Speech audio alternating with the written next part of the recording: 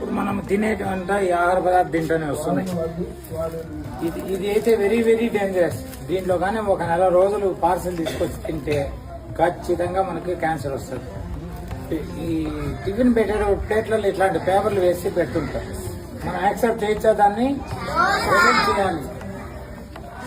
Parcel మన పానీపూరీలు, బిర్యానీలు వీటిలో తెచ్చుకుంటున్నాం. వేడి వేడి బిర్యానీలు వేస్తే ఇవన్నీ దాంట్లో కరిగి మన క్యాన్సర్ 90% వచ్చే అవకాశం ఉంది.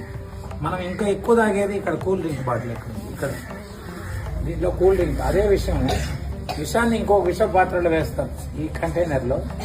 ఇది ఎన్నో రోజుల ముందు కంపెనీ నుంచి వచ్చేస్తుంది.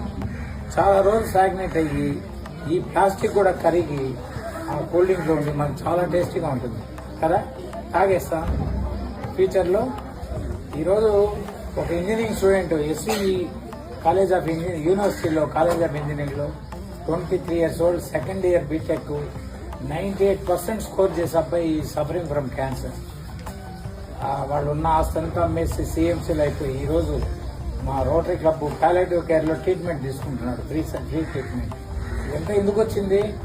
ఆ యూనివర్సిటీ ప్లాట్ఫామ్లో అంతా ఉండేదంతా ఇవే బిర్యానీ షాపులు, పానీపూరీలు, వాళ్ళు పెట్టించేది ఇట్లాంటి ప్లేట్లలో.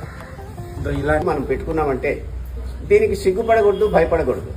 కర్నూలులో ఒక లాయరు తనతోటే ఒక ప్లేట్ ఎప్పుడు పెట్టుకొని ఏ ఫంక్షన్కి వెళ్ళినా ఆయన ఈ ప్లేట్లోనే తింటున్నారని చెప్పేసి ఈ మధ్యకాలంలో వార్తల్లో కూడా నేను చదివాను.